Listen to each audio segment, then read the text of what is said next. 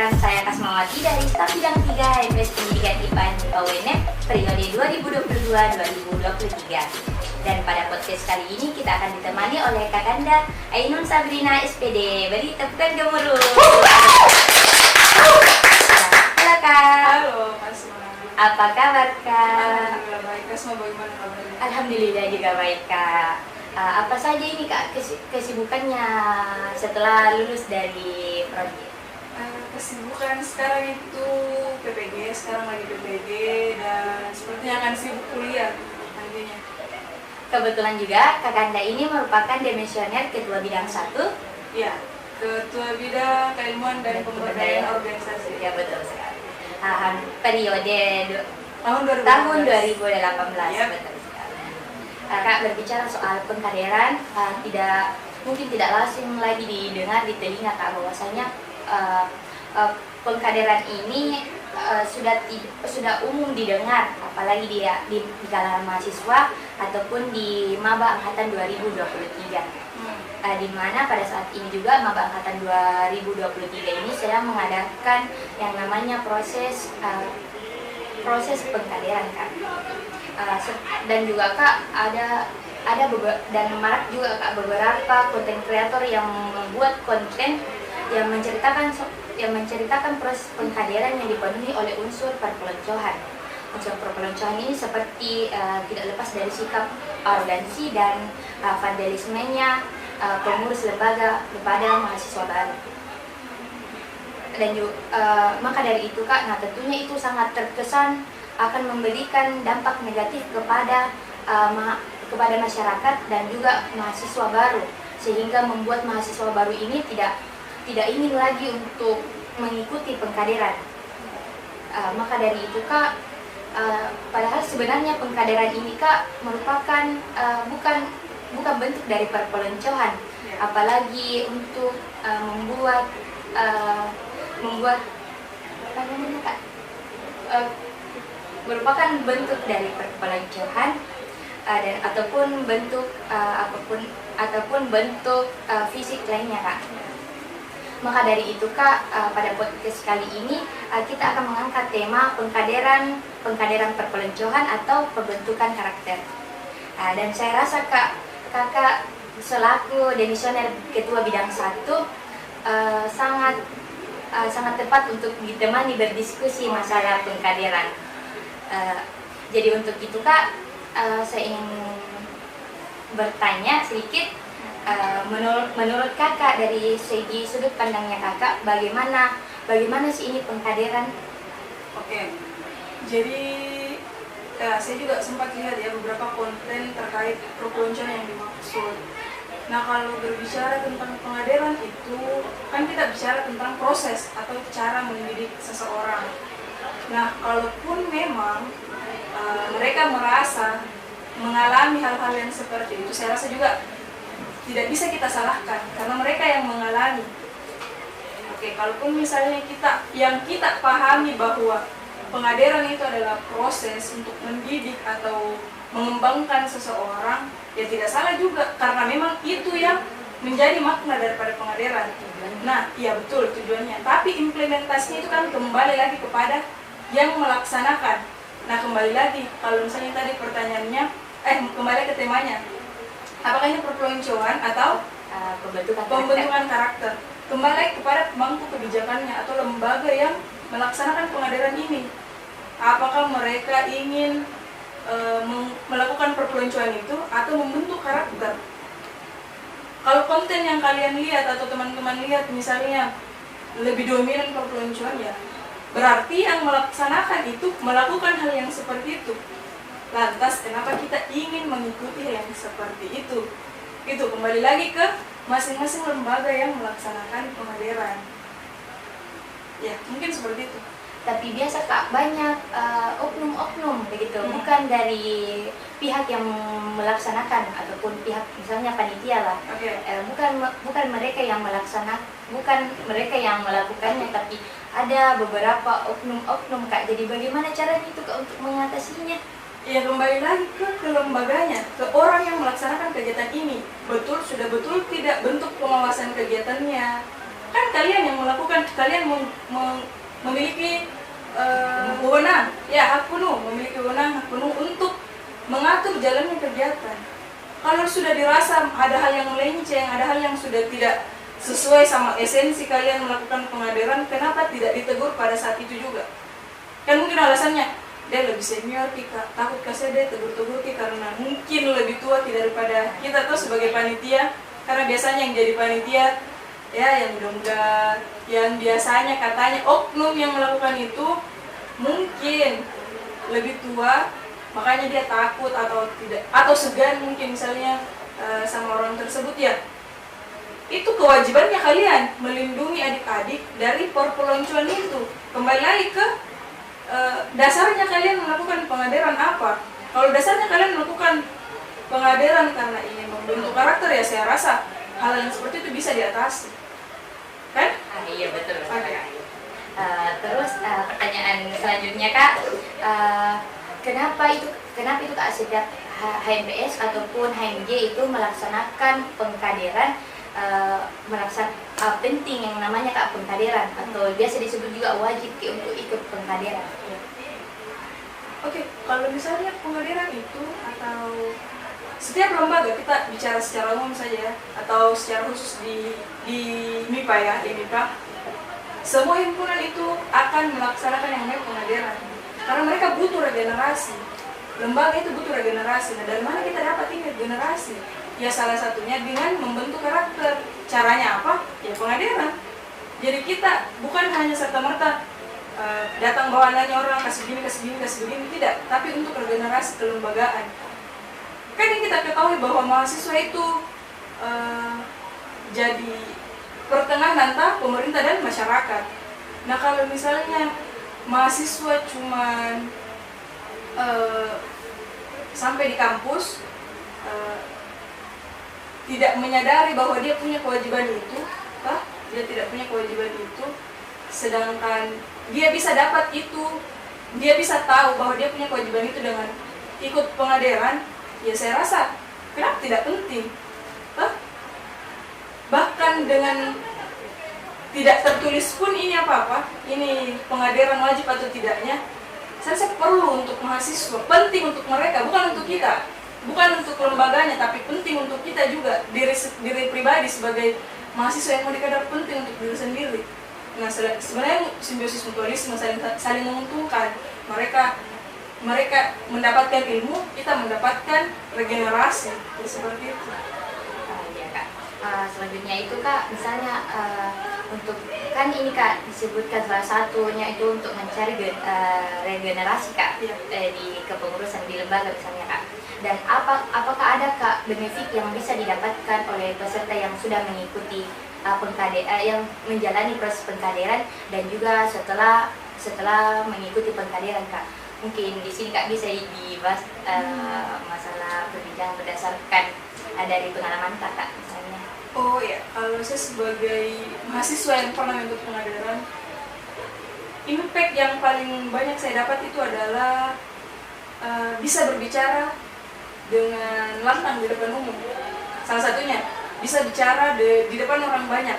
Ya meskipun sebenarnya hal yang seperti ini bisa didapat di luar, tapi dengan ikut berlembaga itu kita bisa, selain itu kita bisa lancar public speakingnya, punya relasi, punya teman, punya kemampuan memimpin teman-teman. Jadi itu Kak salah satunya benefitnya untuk kita dalam mengikuti proses pengkaderan ataupun setelah mengikutinya itu bisa public speakingnya bagus, cara etikanya juga bisa diatur di situ juga Kak. Iya, boleh. Iya Kak, kan dari salah satu alasannya itu Kak menghadirkan podcast kali ini Kak, untuk salah satunya itu faktor karya konten kreator Kak yang sangat menyudutkan kegiatan pengkaderan karena dipenuhi kekerasan. Nah menurut Kakak, apakah kekerasan dalam proses pengkaderan itu dijadikan sebagai efektivitas kualitas pengkaderan atau bagaimana menurutnya Kakak ini? Kalau begitu. Oke, kembali lagi bahwa itu tidak bisa disalahkan karena mungkin pelaksanaannya itu memang salah. Tapi ketika mereka membuat konten itu tidak bisa disalahkan karena mungkin mereka mengalami, kan? Lagi-lagi saya bilang karena tidak mungkin mereka serta-merta buat konten tanpa merasakan, tanpa relate sama kejadian tersebut, makanya mereka bikin. Tapi kalau bicara tadi apa? Yang efektivitasnya Ya. itu kalau diadakan Kalau kekerasan. menurut saya tidak ya, karena orang mana sih yang gini, anak mana yang dipukul sama orang tuanya tanpa alasan yang jelas? Kan kalau dilihat kontennya teman-teman yang menjadi poin utamanya di situ kan biasa hal sepele, terus tiba-tiba dipukul atau perpeloncoan dan seterusnya. Nah, menurut saya tidak logis kalau misalnya orang tuanya saja tidak pukul dia, kenapa ada orang yang alasan sepele tiba-tiba pukul orang lain atau anaknya orang, ya kan begitu.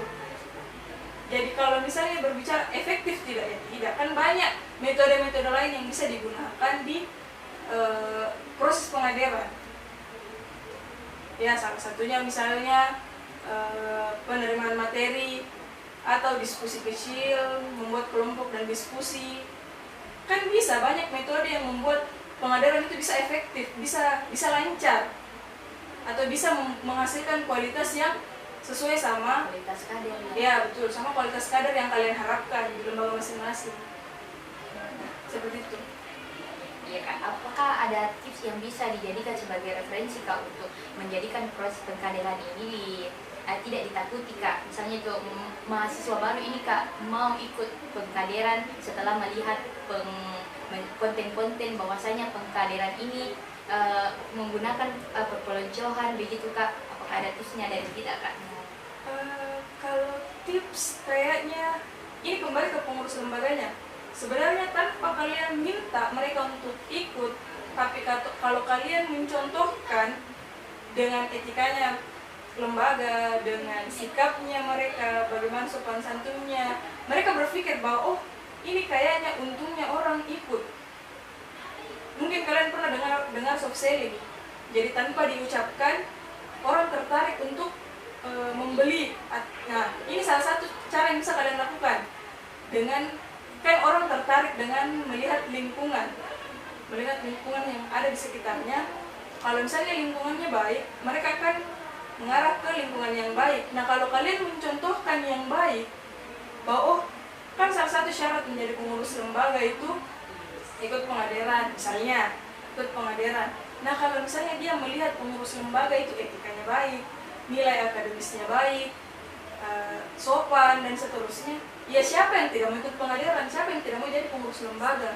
Nah, yang kalian butuhkan regenerasi, kualitas, orang yang bisa menjadi banyak manfaat untuk orang lain, kan begitu tujuannya. Jadi kalau misalnya bertanya tipsnya, kembali ke kalian masing-masing, bisa tidak menjadi contoh untuk adik-adiknya kalian, untuk diri sendiri lah minimal dulu. Bisa tidak kalian, kalau kalian bercermin sebagai pribadi, bisa tidak kalian mencontoh dirinya? Ya kan? Iya kan. Kan itu Kak, salah satu prosesnya itu Kak. Salah satu prosesnya itu Kak untuk efektif ya, supaya mahasiswa ini bisa ikut pengkaderan, salah satunya itu pendekatan persuasif begitu Kak. Bagaimana itu Kak cara tipsnya bisa mendekati maba apalagi? Ya, mungkin kalau pendekatan persuasif sebagai orang yang juga dulu rajin sekali hubungi adik-adik, ada dua kemungkinan sih. Kalau kan saya perempuan, jadi saya biasanya chat teman adik-adik yang perempuan. Jadi karena di lembaga kita kan tidak sendiri, jadi saya minta sama yang laki-lakinya untuk hubungi yang laki-laki, yang perempuan misalkan hubungi yang perempuan, supaya tidak ada hubungan yang tidak diinginkan. Jangan sampai mereka merasa bahwa oh ini kakak chat kak karena kayaknya nggak suka kak, padahal kita mengajak dia supaya ada hubungan kekeluargaan yang terjalin, bukan hubungan emosional yang ya tidak masalah sih sebenarnya, tapi bukan itu yang diharap. Kalaupun memang mau ya silakan di luar itu, tapi oke. Nah, kalau misalnya saya rajin saja hubungi, tapi jangan pernah bahas tentang dek ayo ke sekret, dek kajian, jangan. Dek di mana, ayo ke sekret ada makan-makan, dek di mana, Tipsnya ini Dika. selesai nih laporan tak, kesini sekret dibantu kerja laporan, ada tugas tak mau dibantu, kan itu salah satu bentuk mengayomi, bentuk proses membentuk. Nah kalian juga sembari kalian karena kita mayoritas pendidikan ya, anak pendidikan ya, sembari kalian mengasah skillnya kalian sebagai guru, nah kalian juga secara tidak langsung melakukan soft selling ini tadi. Iya begitu. Mungkin juga Kak Rizky Boleh, karena sudah beberapa menit lewat. Jadi menurut tak ini Kak, cara pendekatannya itu salah satunya misalnya kayak dipanggil untuk datang ke sekret dengan cara ayo pergi makan-makan sama-sama. Berarti itu Kak salah satu tipsnya untuk mendekati maba. Jadi Kak, bagaimana Kak caranya untuk kan biasa ada beberapa mahasiswa Kak yang memang betul-betul masih bergantungan sama orang tuanya, apa-apa selalu misalnya Kak, misalnya kayak kita suruh untuk datang lah misalnya Kak, dan mereka kurang perizinan dari orang tuanya Kak. Bagaimana tipsnya itu Kak untuk mendekati seperti itu, karena biasa kalau orang tua sering terjadi Kak, lain nih pemahamannya mereka kalau untuk ke maba, padahal untuk baik jin Kak dikasih kumpul misalnya. Saya masuk 2016 di sini. Saya tinggal sama keluarga dan saya juga salah satu orang yang sama seperti yang disebutkan, kurang dapat izin dari orang tua, tapi kembali lagi sebagai ke individunya, dia mau atau tidak. Kalau kita mau, kita usahakan. Nah dulu saya mau, jadi saya usahakan. Saya kasih penjelasan ke orang tuaku bahwa ini yang kukerja atau ini yang saya lakukan di sini, kegiatan yang seperti ini, kegiatan yang bermanfaat misalnya, atau selain itu saya bisa kerja tugas di sana dan seterusnya. Jadi orang tua itu bukan tidak mengizinkan karena takut. Kan biasanya kita tidak diizinkan karena kurang penjelasan.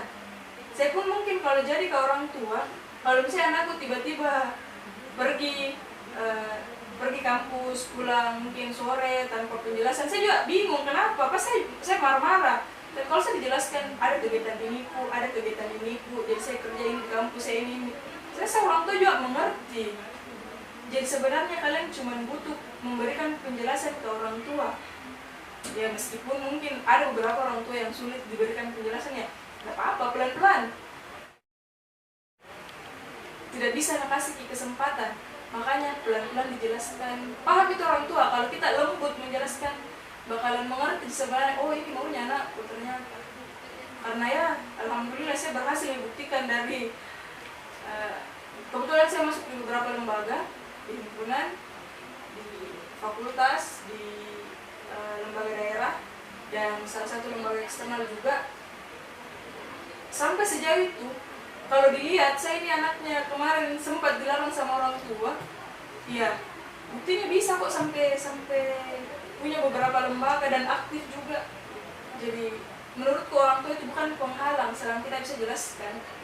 Oh, berarti ini Kak kembali ke individunya ini, misalnya orang yang ingin memang betul-betul. Ya kalau menurut saya iya, karena Penjelasan itu. hubungan emosional yang jauh lebih banyak itu kan kita dengan orang tua, individunya masing-masing dengan orang tua, bukan pengurus lembaganya lagi. Kalau misalnya pengurus lembaga yang mau kasih izin, kan logikanya siapa ini? Ngapain? Kalau meskipun mungkin orang tuanya respect, oh iya, tapi memberikan perizinan ke anaknya itu agak setengah-setengah. Beda kalau anaknya yang minta izin langsung, memberikan kepercayaan ke orang tuanya. Seperti itu. Iya ya Kak. Berarti sebagai mahasiswa baru, apalagi Kak yang sering kan biasa beberapa sering dikasih kumpul untuk iya Kak, untuk Dikasih kumpul apa ini? dikasih kumpul untuk Jadi supaya berpulang kesoan. enggak Kak, supaya saling mengenal gitu. Salah satunya untuk saling mengenal satu angkatan begitu. Tapi ada memang Kak orang tua, beberapa orang tua yang memang betul-betul tidak mengizinkan anaknya untuk datang untuk mengikuti pengkaderan. Jadi bagaimana itu Kak tipsnya kalau memang orang tua dari orang tuanya sudah tidak mengizinkan memang? Ya kalau seperti itu berarti sudah tidak bisa dipaksa, meskipun mungkin anaknya memberikan pengertian, penjelasan, tapi kalau memang orang tuanya punya prinsip, ya kita juga tidak bisa salahkan, tidak bisa bebankan ke anak ini bahwa pokoknya kamu wajib datang, harus ini. Kalau memang orang tuanya, saya rasa sepenting-pentingnya pengadilan masih lebih penting kita berbakti sama orang tua. Iya betul. Jadi kalau misalnya memang dia sudah maksimal memberikan penjelasan ke orang tua, dan orang tuanya mungkin merasa bahwa penjelasan ini masih bisa kok, misalnya ya, saya masih bisa kok dapat ilmu di tempat lain, masih bisa kok dapat ilmu dari jalur ini, masih bisa kok dapat teman dari sini, ya tidak bisa juga disalahkan karena prinsipnya orang tua, ada pegangan orang tua yang menurutnya anaknya itu lewat sini. Jadi ya kita sebagai orang luar, orang eksternal ya harus respect juga sama yang seperti itu, jangan dipaksa. Jadi Kak, jadi apa sih Kak maksudnya motivasi untuk ini Kak, pertanyaan terakhir. Iya. Pertanyaan terakhir, siapa tahu setelah ini ada timbul lagi pertanyaan dari saya, tapi masih pikir-pikir dulu. Terakhir Kak, apakah ada motivasi untuk mahasiswa baru ini yang sedang menjalani sedang menjalani proses pengkaderan, untuk agar kita bisa semangat dan bisa memaknai setiap proses pengkaderan ini adalah hal positif Kak? Saya tadi cuma bilang semangat. Yang menurut saya yang begini ini tidak boleh dibawa beban. Bahkan kalaupun misalnya banyak tugas, banyak kegiatan lain selain pengadilan ini, ya menurutku ini cuma fase kehidupan yang cukup dijalani saja, dilewati ya semangat. Selain semangat apa lagi? Jadi ini Kak, proses pengkaderan ini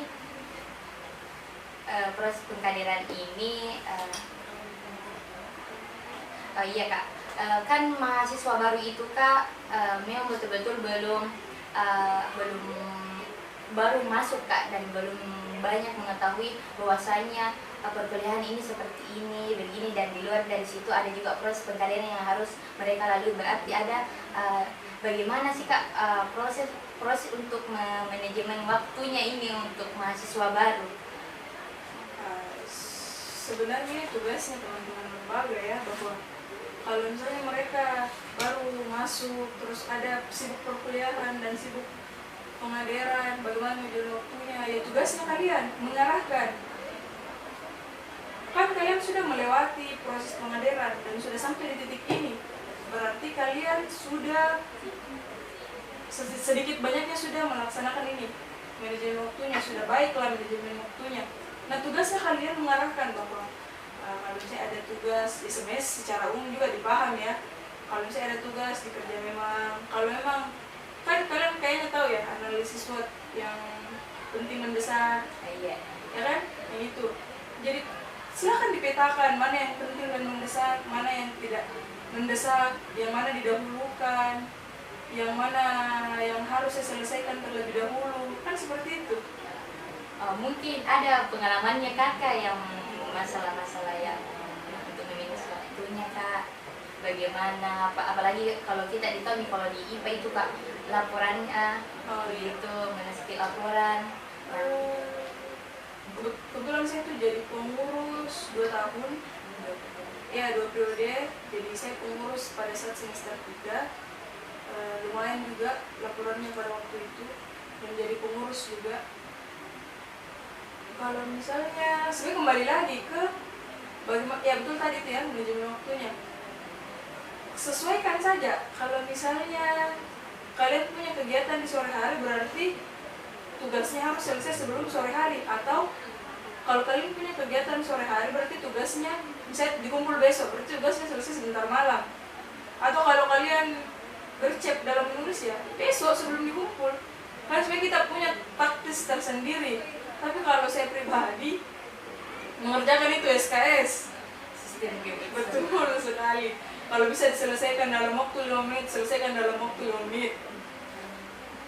Karena yang sulit dari laporan apa? Menulisnya kan? Iya. Nah, menulisnya kan tidak butuh waktu yang lama, butuh waktu 10 sampai 15 menit. Selama kita sudah persiapkan jurnalnya, itu sih persiapan sebelum mengerjakan tugas. Biasanya kan kita cuma bentrok antara kegiatan akademik sama kegiatan kelembagaan. Nah, kita lebih prioritas sama kegiatan akademis, dan itu normal karena kita tugas di sini mahasiswa. Menjadi pengurus lembaga itu kan plus dari sebagai menjadi mahasiswa kan. Jadi kalau misalnya tadi apa? Cara manage waktunya ya. Prioritaskan dulu yang menjadi kewajibannya kalian. Nah, itu aja tipsnya. Apa-apa Kak, kan ada orang kalau mau masuk di misalnya di lembaga pasti ada ditawarkan misalnya manfaatnya ini, kalian mau masuk apa sih Kak benefitnya itu. Kan kita ini mau mengajak mahasiswa baru, kalau dari menurut Kak benefit apa saja yang bisa kita berikan kepada mahasiswa baru ini agar mereka ada niatan untuk oh iya saya mau masuk lembaga, saya masuk himpunan gitu Kak. Sebenarnya kalau kalian menawarkan seperti itu misalnya ya kalau kamu masuk lembaga nanti kamu dapat beasiswa misalnya. Jadi ketika misalnya dia masuk lembaga karena itu dan ternyata dia tidak dapat, akan ada kekecewaan. Tapi kalau dia masuk lembaga karena memang dari hatinya, karena melihat kalian misalnya, oh kalau pengurus itu orang selain bagus nilai akademisnya, saya rasa sekarang pengurus ini sudah keren-keren nilai akademisnya, dan memang itu kewajibannya. Syaratnya 3,5 ya IPK-nya baru saya jadi pengurus. Di atas 3,5 ya. Jadi kalau misalnya dilihat begitu, dia sibuk beraktivitas di lembaga, dia pintar, dia juga bagus public speakingnya, dia juga sopan ramah. Siapa yang nggak tertarik? Sebenarnya tanpa kalian ungkapkan, kalian bakalan begini. Kalau misalnya dia lihat ada sesuatu yang bermakna misalnya dari pengurus, anggaplah contoh misalnya dari ketua umum. Kalau misalnya ketua umumnya mencontohkan teladan lah untuk ini adik-adik atau untuk teman-temannya, saya rasa tanpa diiming-imingi lah ini pengurus siapa maba bakalan tertarik juga untuk masuk. Banyak manfaat tahu didapat tanpa dikasih tahu, tanpa dikasihkan iming-iming. Banyak tuh bisa kita pintar di himpunan. Gue tahu kenalan tadi himpunan, bagus apa public speaking orang di himpunan, ramah tuh orang di himpunan. Ya meskipun sebenarnya yang seperti itu bisa didapat di tempat lain, tapi kalau ada di himpunan kenapa harus ke tempat lain? Kalau ada di rumah Dika, betul, harus kerja. Kembali lagi ke temanya, bahwasanya itu pengkaderan perpeloncoan atau pembentukan karakter. Jadi pengkaderan ini Kak, menurutnya Kakak merupakan perpeloncoan atau pembentukan karakternya mahasiswa atau maba Kak? Iya, saya ulangi bahwa pengkaderan itu proses pembentukan seseorang. Nah kalau misalnya yang melakukan pengkaderan itu tidak memahami esensi daripada pengkaderannya, akan timbul perpeloncoan. Tapi kalau misalnya mereka paham bahwa oh ini pengkaderan, begini maknanya, ini esensinya, saya mau bentuk mahasiswa yang seperti ini, misalnya, ya akan membentuk karakter yang sesuai yang diinginkan. Kembali lagi kepada siapa yang melaksanakan. Walaupun misalnya kita sebut oknum ya, karena tidak semua lembaga, saya yakin tidak semua lembaga, tapi tidak menutup kemungkinan ada lembaga yang melakukan hal tersebut. Jadi saya kembalikan lagi bahwa ingat kembali apa esensinya pengkaderan. Saya juga mungkin mau minta maaf sama teman-teman yang atau adik-adik di luar sana yang mungkin pernah dapat perpeloncoan. Maaf karena sebenarnya itu bukan esensi daripada pengkaderan, tapi semoga kalian berbesar hati memaafkan orang-orang yang pernah berbuat demikian. percayalah bahwa itu sebenarnya bukan esensinya pengadilan. Kalau teman-teman lihat atau baca-baca kembali lembaga-lembaga atau organisasi-organisasi yang besar saat ini, bentuk pengadilannya itu berbagai macam dan tidak ada pengadilan yang mengusung atau membentuk karakter dengan cara perpeloncoan. Jadi semangat untuk teman-teman yang mungkin pernah mengalami masa-masa yang seperti itu. Jujur, bukan itu esensinya. Semoga kalian berbesar hati bisa memaafkan, seperti itu sih. Jadi sebenarnya pengkaderan ini merupakan pengkaderan ini memiliki indikator ataupun tujuannya itu untuk membentuk para kader yang berintelektual, kedisiplinannya, jiwa sosial serta moralitasnya. Jadi saya ucapkan banyak terima kasih kepada pembicara kita pada kali ini. Terima kasih. Dan jangan lupa like, subscribe, dan komen di YouTube kita. Ya, saya ucapkan banyak terima kasih kembali Kak. Ya, mungkin sekian dari podcast kita kali ini. Sampai jumpa di podcast selanjutnya. Assalamualaikum warahmatullahi wabarakatuh.